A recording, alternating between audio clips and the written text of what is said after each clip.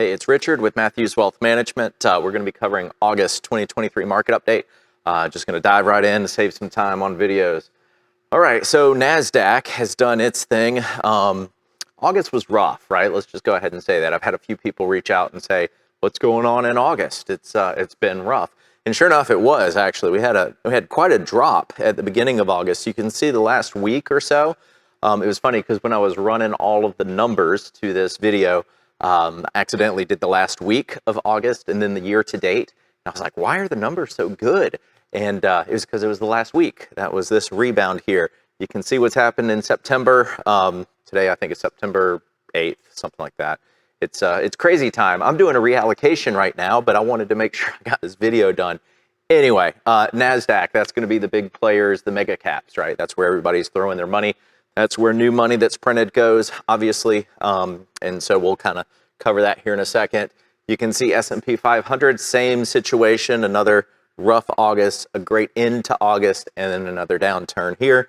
So 16% on the year to date for that. And this has gotten a little interesting. You know, if you've watched these moderate indexes, kind of the ballpark of where we aim. Some of our clients are crazy conservative. Some of them are up over 40% this year. It's just, we have a mix at Matthews Wealth Management, but just so that we can kind of track, the average span of my clients is moderate. So that's an average we kind of look at. So 5.65, that's, ouch, not so good when you're looking at, you know, NASDAQ being up 30% or S&P being up the 18 to 20. So yeah, it's those bonds that are hurting. But check this out, August. All right, so the top number is the month of August. The bottom number is year to date, right? So NASDAQ, your big growth, your tech, your mega caps up 35%.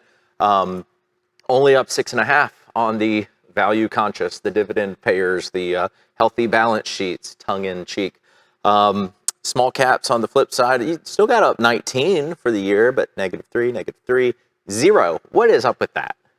That's troubling me, right? I did a decent amount of research trying to come up with how I was going to address this. Because, I mean, you see a -2, -1, and a 0.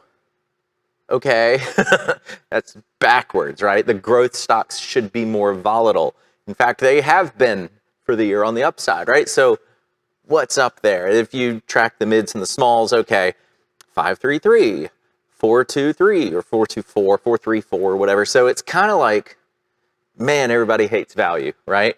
And I think I found a reason. I think I've got a reason, a justification for why we're seeing this, because in the fundamental analysis of picking a stock, when you're looking at earnings, or you're looking at cash on hand, or you're looking at their ability to finance things with debt, or these huge Apple and Amazons that issued corporate debt at 0% interest for 10, 20 years, they're fine, right? It's the small guys here that are hurting a little bit more on their ability to finance new ventures with higher interest rates, right? So that's a piece of it. But when you're looking at the balance sheets, or you're looking at the income statements for each of these companies, no one does that anymore. Just newsflash, it's 2023. Everybody's passive, right? Passive means ETFs, index funds. Who is buying and selling individual stocks anymore? Not common, right? So when money comes into the market, into an S&P fund or a QQQ, like you see advertised on Bloomberg or CNBC, that money is automatically going here, right? In fact, there was one of the research things I did. It said out of every dollar that goes into the S&P, 32 cents goes here. Okay, so the other, 68% is going to be divvied up around the rest of the 490 companies of the S&P 500. 10 companies make up a third of our market. Okay, so that's why we see what we see, because nobody's paying attention to the downside. In fact, one of the Real Investment Advice, give them a plug. I love that website, realinvestmentadvice.com. Yeah, they're competitors, but they're good at their job and they do great research. And man, if I had people doing my job for me, all the stuff I don't like doing, I would spend tons of time doing what they do. I love that website. One of their articles was talking about the world of investing, right? The professional managers, right? Like me, I guess.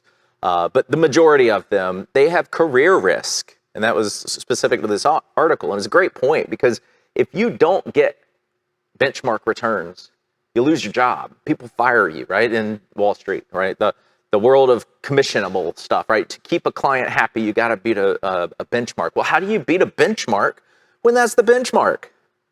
Whoa, okay. So on the upside, we're going to see pretty much everybody in one area. Rewind to 2020, COVID, and that big crash. What happened? Well, the point of what goes up must come down, right? But not the same rate. You actually have an issue where there aren't buyers when the market's going down. And so it accelerates so much quicker, right? It takes good news. It takes job claims or unemployment claims. It takes, interest rates and GDP and all of the PPI, CPI stuff that we track in the economy to justify this going up 35% on the year. It's still down from, January of last year, FYI. I don't want you to think that we're trailing, because we're still far ahead of people who have been all risk.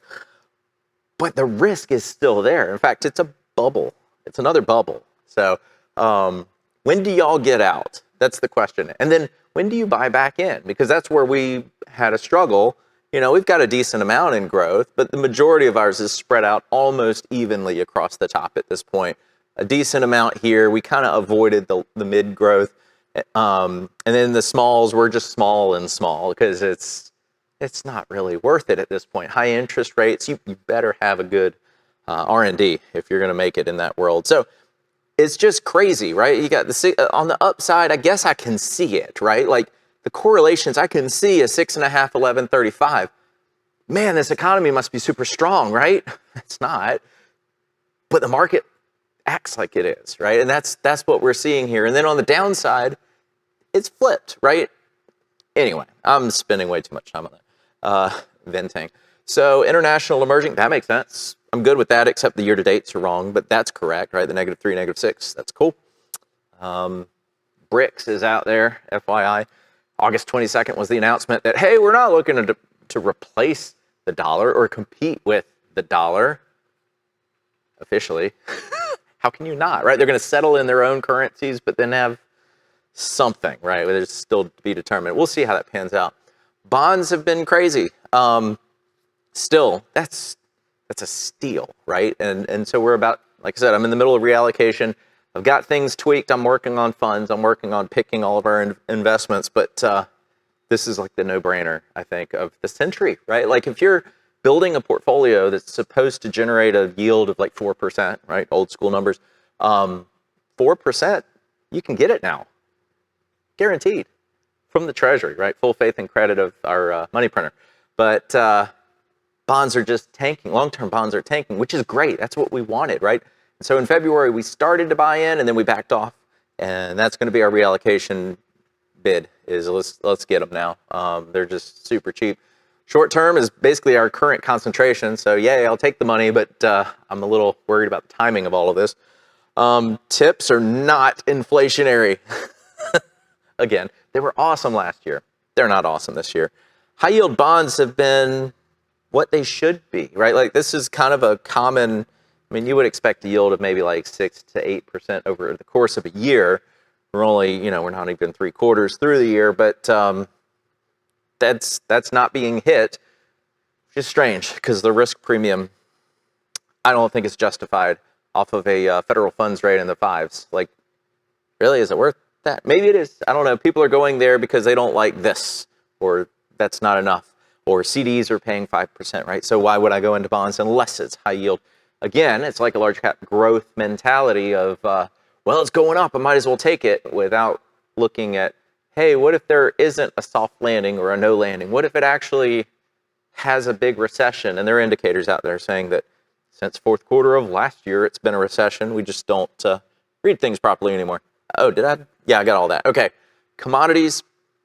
And again, I got Bitcoin in here as commodities, Richard. Oil up again. So we're up 7.8 on the year for oil. Good. Yeah, I like oil. Gold down. Interesting why that's down. The thought of potentially another rate hike. A lot of Fed presidents have been saying, yeah, we got another one on the table, and who knows, right? Like, what data matters anymore, because sometimes it does and sometimes it doesn't, because really they're just guided by feelings. Okay, that's how that goes. Real estate's down. It's only up 2% on the year. That's shocking, right? Is it though? Interest rates are up. New home permits are down. Look at the market around here. We're in upstate South Carolina, so it's doing great-ish. There's building, but man, they're not profiting as much as they used to. House in our neighborhood listed for exorbitant amounts of money, and they just cut 50 grand like that because it was like, we got to go. So I think that there's demand. It's just not as much demand as it was, right? And anyway, if you're in the upstate of South Carolina, you're fine. Your housing prices are fine. Your ability to sell isn't as quick as it once was, right? And realtors, I have a lot of realtor friends. Y'all know, you know what I'm talking about. Bitcoin, whoa, what a currency, y'all. You know, I just put all my hard work into this currency so that I could store up my value to get me the things that I need for, oh, wait. Oh man, I gotta work 12% more. That's annoying. Or I buy 12% less. It's not a currency, but it's a commodity. It's tech, right? It's tech, it's all it is. So 56% on the year, great, but it was 70. It was 80. But 56, that's not a bad year, right? Super volatile, speculative. One day I want to do a video with the other Richard. I hope you're watching, and talk about this, because I really respect his opinion. Super smart dude. Really knows what he's doing and what he's talking about. But I don't know. I'm the one with the microphone, so I can be funny. All right. So let's dive into, this is just as of the end of August, right? The other things I did at the beginning is today. But as of the end of August, NASDAQ 35, S&P 18, the moderate 677, right? So they've had a really rough September, and 655. So we're catching up, whatever. Is 655 good? Yes, it is, because we've made money since January of 2022. Who else can say that? Okay, so there's something to be said about not taking the downside, but then not getting the upside, right? And that's where I get frustrated. But it's also why we have a systematic way of doing things, so that my emotions don't control it. And in the end, clients are hitting goals, right? Everybody that we have at Matthews Wealth Management is on track to accomplish all of their financial goals. Or we have tough talks and make adjustments if necessary. But yeah, so we're getting exactly what we need to get. Man, I want more, right? Doesn't that feel common to everybody? So, all right, that's the end of August. We'll catch up with September. I don't think there's anything really crazy that's going to happen in September. I hope I don't come back and say, oh man, I was wrong with that. But we're just kind of going through the motions, waiting on this election year to figure out who's going to do what. Catch up with the M2 money supply. It was a little different. Not really, but anyway, we'll see you at the end of September going into October.